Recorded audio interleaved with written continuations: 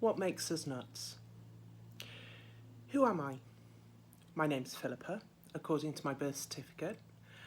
I'm a daughter, sister, aunt, niece and cousin, according to my family tree. I'm a biologist, according to my qualifications. I'm a lecturer and enabler of people, according to my CV. I'm a user of words through my writing, often too many, according to some people close to me. And I am a mum, according to my heart, the scanned pictures and photographs I possess, and my daughter's registration certificate. But in a nutshell, I'm human. As humans, our main priority is to stay alive, preserve ourselves to achieve the purpose we are put on this planet, contribute to survival of the species. We spend our lives trying to maintain a homeostasis or stability within an ever-changing environment to enable us as humans to function to the best of our ability at an optimal level. To allow us to do this, we learn through experience. We learn many things, but mainly we learn what is harmful to us and detrimental to our existence and purpose, and we learn what is helpful and aids our existence and purpose. And through a combination of inbuilt physiological strategies, most of which are out of our conscious control and act as an automatic pilot in our lives, we learn that we should embrace the positive things that are beneficial and repel, fight or flee from those things that we discover are harmful. Sadly, there are some things in our lives that we can't repel, fight or flee from. They haven't entered our lives through our own choice, but they directly affect us. And we can't do anything about them. They're out of our control. But our faithful physiological processes have a secondary safety mechanism to deal with these things too. These encounters alter our chemical and electrical reactions, causing a physical response to protect us as best as they can during times of crisis and trauma. The adrenal response, where we have heard of people being able to undertake seemingly impossible physical actions, like jumping over cars that are about to hit them. These responses that are only possible for tiny amounts of time, as our bodies cannot sustain that sheer exertion for any longer, but it served the person who in that instant jumped to safety, preserving their own life. However, for trauma without an instant solution, we have stress and depressive responses that shut down all but essential functions in our bodies in response to things that happen that are detrimental and not conducive to our functioning as a key member of the human race. The problem with experiencing detrimental things in life is that we can't unexperience them.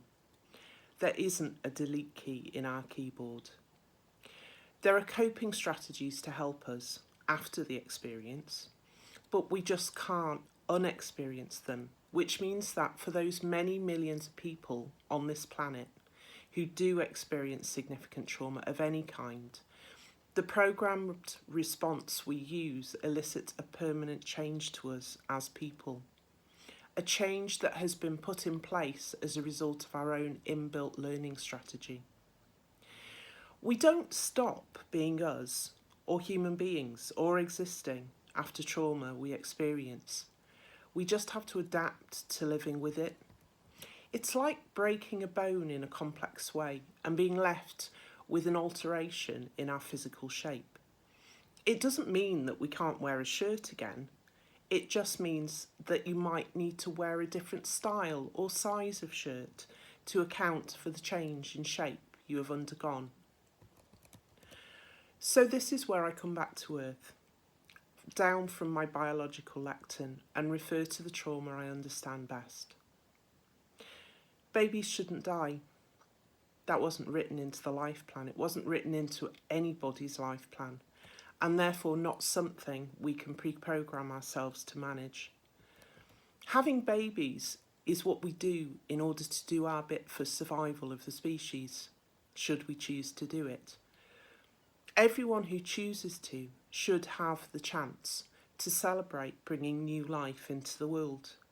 However, as humans, as well as having those fantastic physiological processes that are beneficial to our survival, we also have our faults, like any other species. In fact, there is nothing, I don't think, that is guaranteed to work perfectly through its whole existence. Sadly, despite the fact that baby loss is something that absolutely shouldn't happen in the big scheme of things, morally, ethically, emotionally, physically, or in any way, it does 25% of the time, which is a huge number. 1 in 4 babies are lost from conception to shortly after birth. Baby loss, therefore, affects a huge number of us. Speaking from my own experience, giving birth to a dead baby, my beautiful, precious daughter, is the worst thing that I could have ever experienced in my whole life, closely followed by being told one by one that the hearts of all my other babies had ceased to function while I was carrying them. I couldn't undo any of this. I underwent a massive change in who I was following Sam, and following an accumulation of losses that changed this tragic occurrence from deplorably abnormal to normal, as it was all I knew. The changes I went through were permanent.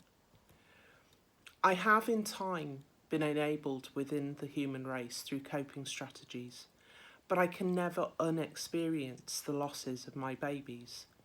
They are etched forever within me, and that has changed my emotional responses and reactions to everything I now experience.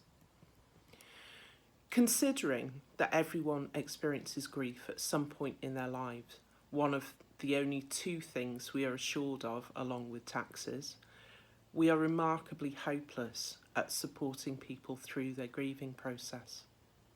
I think it goes back to that wanting to maintain a stability in life to ensure optimum function. We don't like change, either in the structure of our environment or in other people's behaviour. What should we say? What should we do? There isn't an answer to that. No one tried and tested correct answer anyway. Fight or flight is often the easiest way for us to cope with them. Chivvy them along through their grief to bring back the old person. You need to move on. Come on, you can't keep going like this. Time is a great healer. These are all things we hope will effectively serve to slap them round the face, bringing them back to us in a familiar way. The old person that we knew, loved, and made us feel safe in our own existence. The greatest thing you can do for someone you care about is accept. Accept that trauma and loss causes change. Accept that this is still the same person you loved before and still needs and deserves your love now.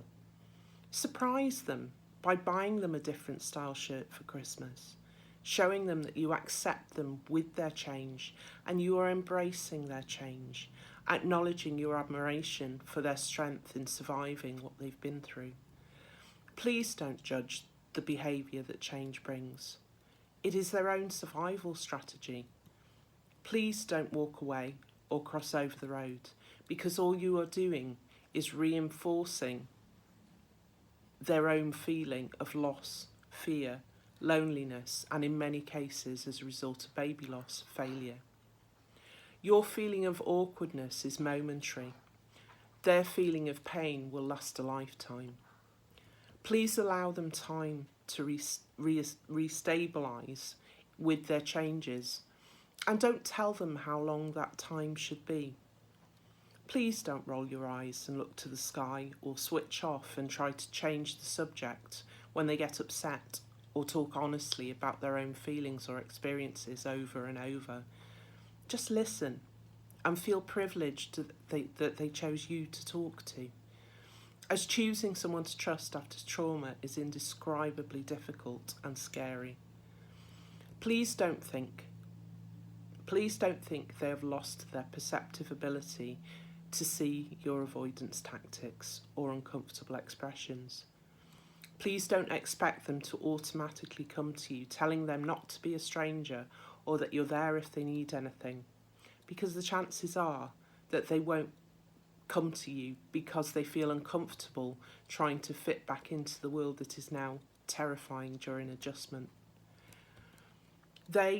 We are not nuts, as you might think by their sudden change in behaviour. They have not lost the plot. They are not scary or a danger to you.